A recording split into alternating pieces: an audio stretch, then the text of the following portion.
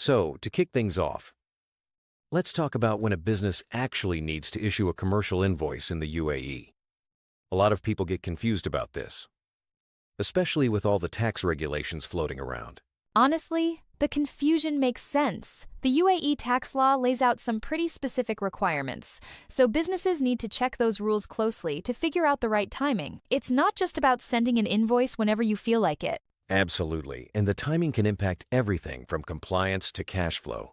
So, if you're in the UAE, double-checking the law before issuing an invoice can save a lot of headaches down the line. That's for sure.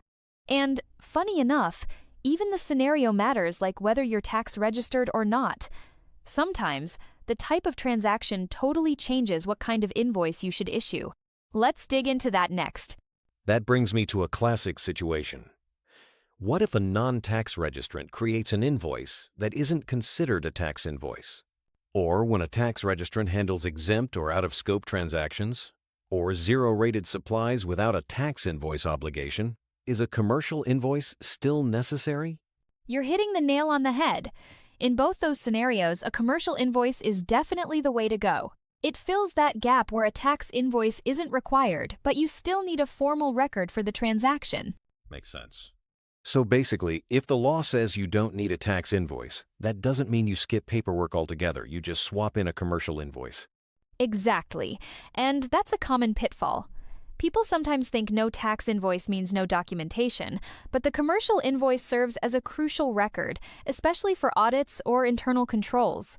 Speaking of records, that reminds me of another tricky scenario: self-billing. I get lots of questions about self-billing. People often mix it up with reverse charge mechanisms. Can you clear up what self-billing really means? Glad you brought that up.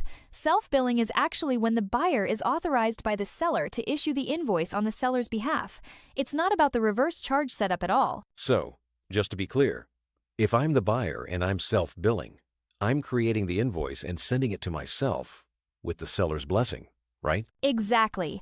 It usually happens in industries where the buyer holds more control over transaction details, like agriculture or large retailers. The key is that both parties agree to this arrangement up front. Since we're talking about unique scenarios, let's touch on VAT groups next. VAT groups always sound a bit like a puzzle to me. If a company is in a VAT group, does each member still need their own identifier on invoices? That's actually a really good question. Here's how it works. Each member's individual tax registration number, or TRN, is suspended once they join a VAT group. Instead, the group uses a single group TRN for VAT purposes. But I heard each member still gets their own tax identification number, or TIN. Is that what appears as their unique identifier on invoices? You nailed it! The TIN acts as the unique identifier for each member within the group. It's a neat way to keep things organized for both compliance and tracking purposes. Now, invoice timing can get weird in e-commerce. Let's chat about that. On the topic of e-commerce, there's a big gray area around the time of supply and the time an invoice is actually issued. How does current legislation address those timing differences?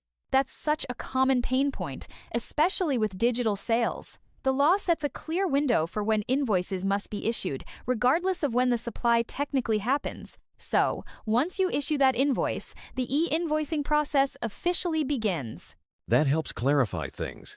So, if there's a delay between the supply and the invoice, as long as you're within the legal time frame, you're good. Oh, and with e-invoicing coming in, people keep asking about paper invoices. Will they need to keep archiving those? Funny, you should mention that. Archiving rules will stick to what the VAT law requires, so whether it's paper or electronic, keeping proper records is still non-negotiable. Now, there's always the question of what qualifies as a business for these rules. If someone isn't VAT registered, how do you even identify them as B2B or B2C? Within the UAE, business usually comes down to having a tax identification number, or TIN. If a customer or supplier doesn't have a VAT registration, their TIN is what you use to tell if it's B2B or B2C. Makes perfect sense. And for manual invoices, like for cash-paid services, what needs to be included by law? For that, you'll want to check the VAT law and executive regulations. They spell out all the must-have details every invoice should display, just to stay compliant and avoid any surprises during audits.